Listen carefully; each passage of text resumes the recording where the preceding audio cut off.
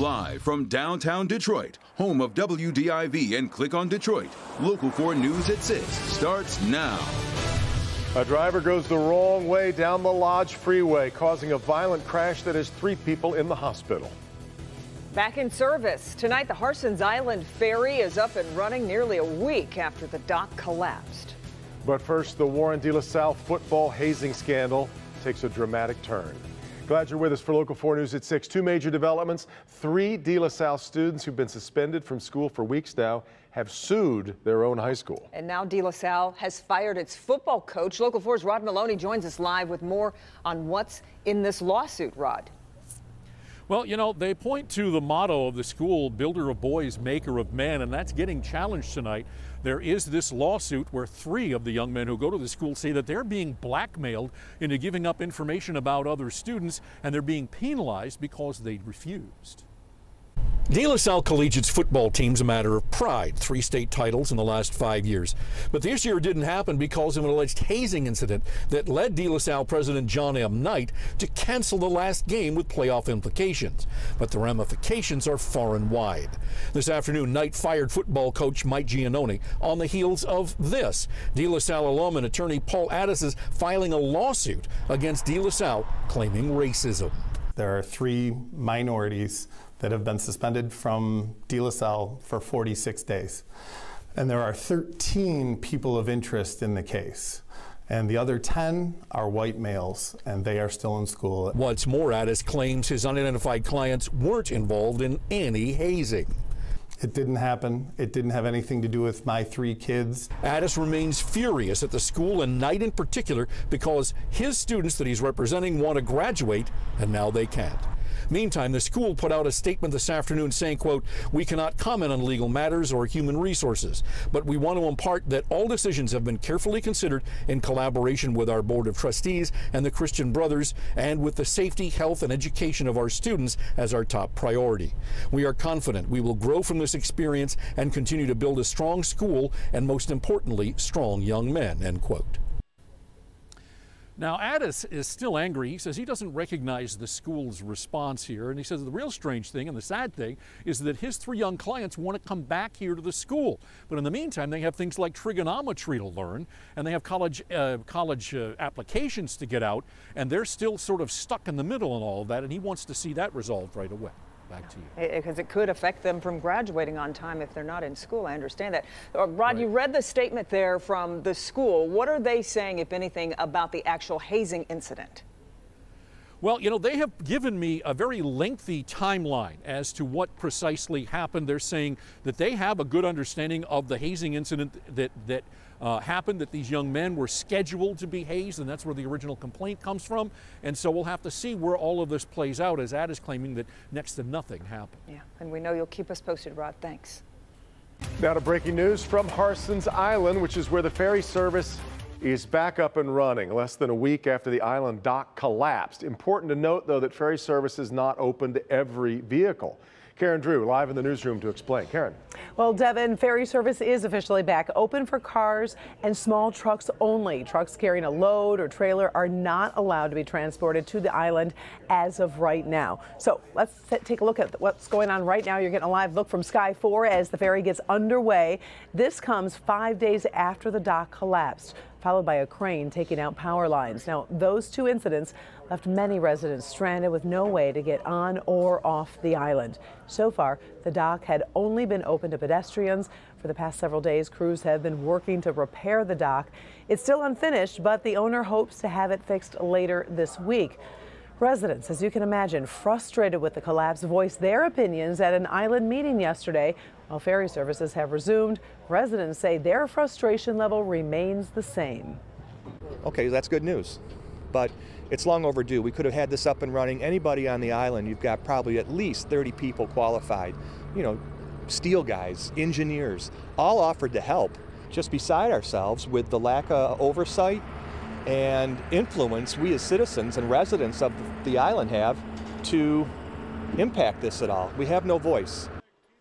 Lots of frustration there. Well, now the ferry is back up and running. There is a new task for residents. They're demanding change. Right now, there is no oversight for the ferry company. Many residents feel the dock and ferry should be regulated by the state so something like this doesn't happen again. Of course, we'll be following it closely. Back to you, Devin. Sure will, Karen. All right. Detroit Public Schools gets a big grant to improve tech in the district. District getting a $5.9 million grant from Ballmer Group. The grant money will help create an online data system. Students will find their homework, their lessons.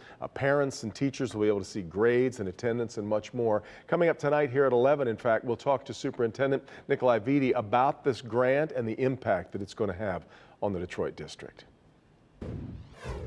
A violent crash on the Lodge Freeway has 3 people in the hospital, including a Detroit dispatcher. It happened late last night when a truck going the wrong way slammed into a car head-on. Jamie Edmonds joins us live. And Jamie, do we know how those 3 victims are doing tonight? Kimberly, Michigan State Police say there are no new updates on those victims. So thankfully, that means nobody lost their life yesterday in a very scary incident that happened just over there. Just after 11 last night, Michigan State Police say a wrong-way driver was heading north in the southbound lanes of the Lodge Freeway near I-75. That's when a Chevrolet Silverado crashed head-on into a BMW in the left lane.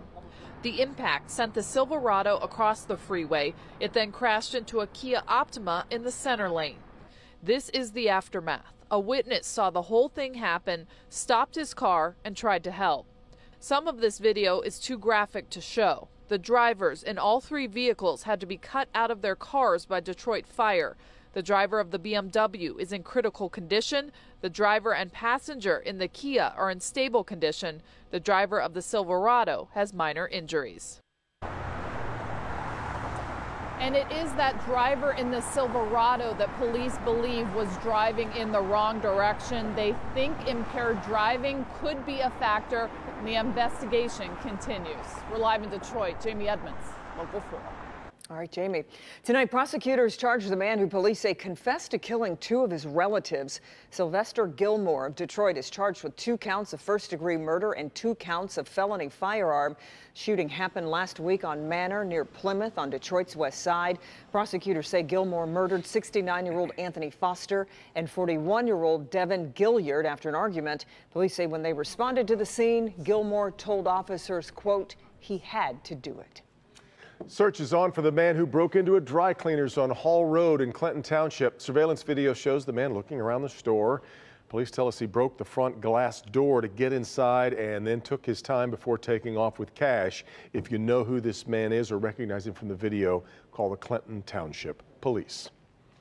All right, well, let's take a live look right now over Mount Clemens, where temperatures are hovering right around the freezing point. Ben, we got a little bit of sunshine today, which was nice. So what do we got coming here tonight? Yeah, and the bar is pretty low. Even just a little bit, I think, is impressive considering where we have been for most of this month. But things are kind of quiet tonight. We don't have much in the way of wind. The temperatures, even though they're cold, they're pretty close to average for this time of year. 33 right now in Metro, but we are sinking into the 20s there in Port Huron. Wind chill's not far behind. Mid to upper 20s is how it feels, even with those air temperatures, which are starting to dip below freezing. So here's the story over the next 7 days. By the middle of this week, we are going to see those temperatures crash. A big Arctic invasion headed our way as numbers going down to single-digit lows, but it's not going to last long. Temperature's going to bounce back pretty quickly, and once they get there, that's where they're going to stay for quite a while. That'll take us into Christmas week, and as of right now, it is snow-free. Not only for us, but for a good chunk of the country. So if you're traveling away from Michigan for Christmas, we'll talk about your travel weather and see when those temperatures actually come back down in just a few minutes, guys. All right, time now for a check of the national stories you'll see ahead at 6:30 on NBC Nightly News. Lester Holt live right now from New York City with what's coming up tonight. Hi, Lester. Hey, Kim and Devin, coming up, the trouble between Amazon and FedEx, what this means for your holiday shipping, and our The Price You Pay report.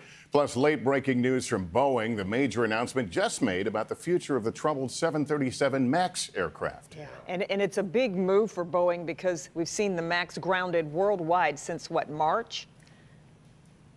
Yeah, this is kind of gut check time. Airlines have lost hundreds of millions of dollars. They've canceled a lot of flights meant to be on MAX airplanes. What today's move means for 12,000 workers as well as travelers when we see you tonight. Yeah, you got it. All right, Lester, thanks very much. We'll see you about 21 minutes from now. Still ahead, a new health risk among teenagers. What the first long-term study on vaping says about lungs. Rod. Well, it's getting to be late December, and for the first time since anybody can remember, there's nobody inside Cobo getting ready for an auto show. It'll open things up a little bit, and it will allow us to certainly have more people. So they're going to move it outside to some degree, but what's the charity preview going to look like? Vastly different, and we'll tell you how. She came from rural Africa to Metro Detroit for life-changing surgery, and then Salamata went home. Her host family never expected what happened next. All happened within 30 seconds, I think, of just like every single emotion you could feel. Tonight at 11, Salamata returns from the reunion that didn't go as expected to the heartwarming moment they realized she had not forgotten them. It's the emotional conclusion of this journey of hope tonight at 11.